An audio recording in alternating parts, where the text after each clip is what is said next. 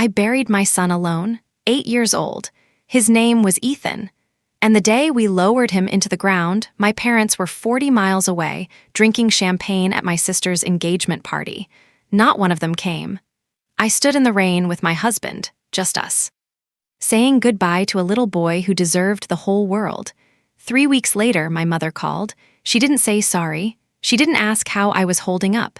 She asked about Ethan's trust fund. $120,000, and she wanted it for my sister's wedding. What kind of grandparents skip their grandson's funeral, then demand his inheritance? I had every text, every voicemail, every document they never thought I'd use.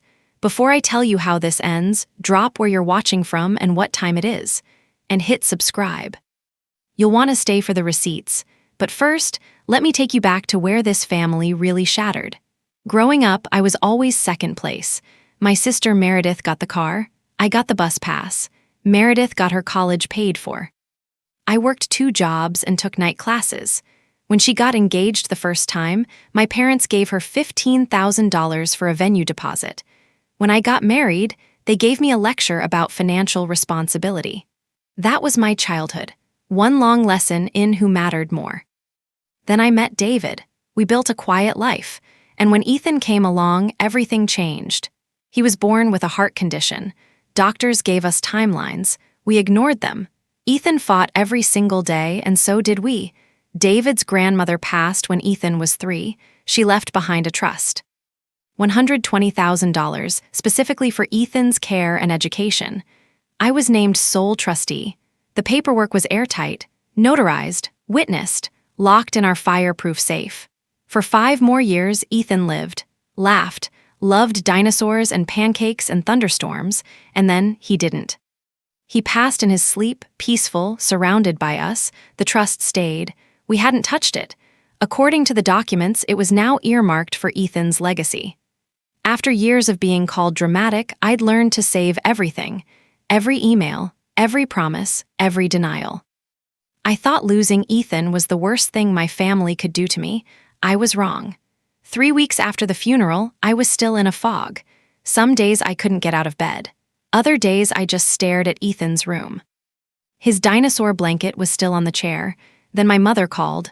"We need to discuss logistics," she said. "Not how are you, not we're sorry we missed it. Logistics." 2 days later, my parents showed up, unannounced. They sat on my couch like they owned it. My father cleared his throat. "About Ethan's trust fund," he said. "Since he's gone, that money should come back to the family." I didn't answer. I couldn't. My mother jumped in. "Meredith's venue needs a deposit. Family helps family." I looked at her, then at Ethan's photo on the mantle. "That money was for him," I said, "for his future." "He doesn't have a future," my father replied. "Don't be wasteful." My mother leaned forward. "Ethan loved Meredith. He would have wanted his aunt to be happy." They weren't asking, they were telling. I told them I needed time to think. My mother stood, grabbed her purse, and said 6 words I'll never forget. "You have 1 week, then lawyers." The door closed, and I sat there alone with my dead son's photo and a threat I never saw coming. That week was the worst of my life, and I just buried my child. The calls started immediately. Aunts, uncles, cousins I hadn't spoken to in years. "Just give them the money," my aunt said. "It's not worth losing your whole family." "Meredith's been through so much," my cousin added. "You know how she is." They made me sound like the villain, like I was hoarding gold while my sister suffered. Then the letter came, certified mail. My parents had hired an attorney. The header said it all. Notice of intent to petition. The letter claimed familial interest in the trust. It cited grandparent standing. It demanded a formal accounting of all assets within 14 days or they'd take me to court. David read it twice. Then he looked at me. "We can't afford this," he said. "Legal fees alone could wipe us out." I stared at Ethan's photo. Maybe I should just pay them. Maybe that would make it stop. I almost gave in. Almost. Then something in that letter didn't sit right. The legal language felt off. The claims seemed too bold, so I walked to the safe, pulled out the trust, and I started reading. I sat at the kitchen table until 2 in the morning, highlighter in one hand, trust documents in the other. Page 4. Paragraph 9, there it was. In the event of the beneficiary's passing, remaining funds shall be distributed per the trustee's discretion, exclusively toward charitable causes honoring the beneficiary's memory. I read it again, then a third time. No familial claims shall supersede this directive. David's grandmother had seen this coming. She knew what families could become when money was involved. Her attorney had built a fortress. My parents had no standing. None. Their lawyer either hadn't read the trust, or he was bluffing, hoping I wouldn't check. I photographed every page, time-stamped, backed up to the cloud. For the first time in weeks, I felt something other than grief. I felt steady. But one question kept circling. If they had no legal ground, why hire an attorney at all? Why threaten court when they knew they'd lose? Unless they didn't know. Unless someone told them they had a chance. I opened my laptop, logged into the family group chat I'd muted months ago, and what I found was worse than the funeral, worse than the demand. It was a plan. I didn't respond to the legal letter. Not yet. So my parents escalated. First came Facebook. My mother posted a long, vague message about children who abandon family during hard times. She didn't name me. She didn't have to. Within hours, relatives were commenting heart emojis and prayers. Some sent me texts asking what I'd done. Then Meredith texted, a wall of words, sacrifice, sisterhood, how I was ruining her wedding and our parents' retirement. I stopped on that word. Retirement? The trust was Ethan's. What did their retirement have to do with any of this? I screenshotted the message, added it to the folder.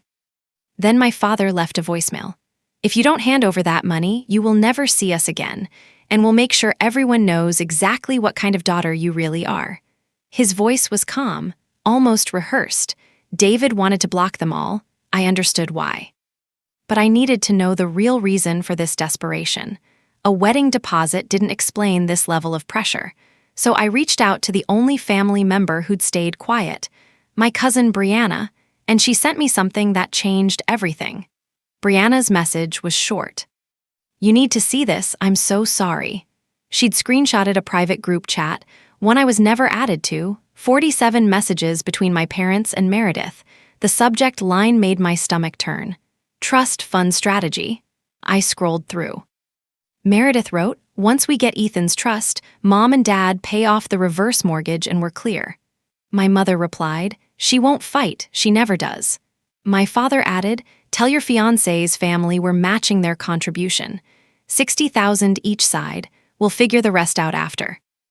I had to read it 3 times. They'd promised Meredith's future in-laws a $60,000 wedding gift, money they didn't have. They'd taken out a reverse mortgage.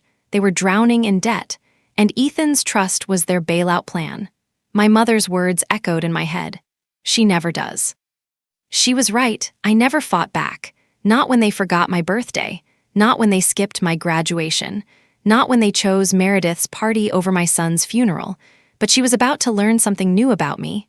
I fight now. I spent the next 2 days piecing it together. My parents had refinanced their house twice. Once for Meredith's first wedding, a marriage that lasted 8 months. Once for her failed boutique. Then again for her gap year at 32. Every dollar they ever had went to her. The reverse mortgage was the last resort. According to public records, they owed $89,000 with no way to pay it back. Meredith's fiancé came from money. His family expected equal contribution. A $60,000 gift from each side. If my parents couldn't match it, the engagement might collapse. And if it collapsed, Meredith would move back home, into a house they were about to lose. The trust wasn't about Ethan's legacy. It was about survival. My mother had even texted Meredith the week before the funeral. Once this is handled, we're set for 10 years. This is handled. Like my son's death was a chore, a transaction, a problem that solved itself. They didn't skip the funeral because they were busy. They skipped it because they were already planning how to spend his money. Now I knew exactly what to do, and it wasn't what they expected. I called a trust attorney the next morning, a real one, not someone hired to bluff a grieving mother. She reviewed everything in 48 hours. They have no claim, she said. The trust language is ironclad, but let's make sure they never try this again. We built a plan. 3 steps, clean and surgical. Step 1, respond to my parents' lawyer with the actual trust language. We CC'd the State Bar Association. His letter had misrepresented my family's legal standing. That mattered. Step 2, formally establish a nonprofit, the Ethan David Memorial Fund. A 501(c)(3) supporting children with congenital heart conditions. I filed the paperwork myself. Step 3, transfer the full $120,000 into the foundation, legally protected, publicly visible, untouchable. The money would help other kids like Ethan. Kids who needed surgeries their families couldn't afford. My parents would get nothing. And everyone would see exactly where the money went. I signed the final document at my kitchen table.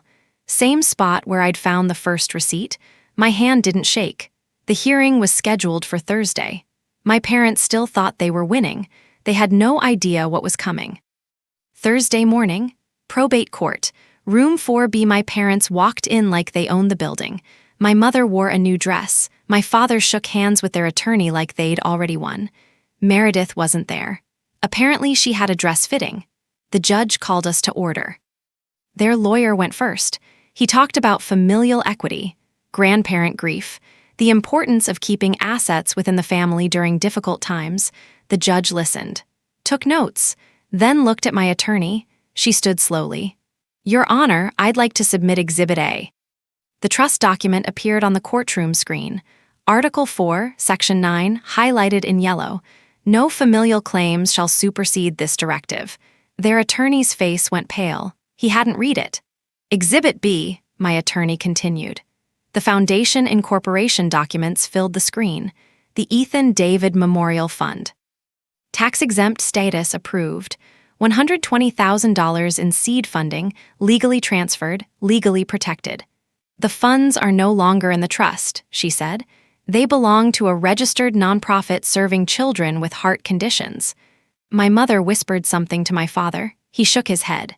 Exhibit C. The group chat screenshots appeared, 47 messages. Trust fund strategy. Every word they thought was private, now on a courtroom monitor. The judge read in silence, then removed her glasses. Petition dismissed, with prejudice. She paused. I'm also noting the troubling evidence of coordinated misrepresentation. Counsel, I suggest reviewing your ethical obligations before filing similar motions in the future. My parents didn't look at me. They walked out without a word. My phone buzzed before I reached the parking lot. Meredith. I answered just long enough to hear her scream. Then I blocked the number, and I drove home. 6 months later, I stood at a ribbon-cutting ceremony. The Ethan David Memorial Fund had just funded its 3rd pediatric heart surgery. A 4-year-old girl named Lily. Her mother cried when we met. She told me Ethan's name would be on their wall forever. I keep the thank you cards in his room, right next to the dinosaur blanket. The money didn't disappear into a wedding. It didn't fill a debt hole. It became exactly what Ethan would have wanted, a chance for other kids to grow up. As for my parents, I heard through Brianna. The reverse mortgage caught up with them. They lost the house 3 months after the hearing. Meredith's engagement ended when her fiancé's family found out the truth. Apparently, a $60,000 lie doesn't go over well with old money. I don't feel satisfaction in their suffering. I really don't, but I do feel peace in the distance. David and I go to therapy now. Together, we talk about Ethan, about grief, about what it means to protect your peace when the people who raised you become the people who hurt you most. We visit his grave every Sunday. Sometimes we bring flowers from the foundation's first gala. Sometimes we just sit. He would have been 9 this year. Here's what I learned. Grief doesn't give anyone the right to exploit you. Family isn't a title, it's a treatment. And sometimes protecting your peace means letting go of people who were never really yours to begin with. If you've ever had to choose boundaries over bloodline, I see you. I really do. Tell me your story in the comments. What boundary did you have to set, and did they ever respect it? I read every single one. And if this story reached you, hit subscribe. We tell the stories that need telling. One last thing. This story is a fictionalized dramatization. It's not legal or financial advice, but the feelings, Those are real, and so is the healing. Ethan didn't get to grow up, but because of him, other kids will.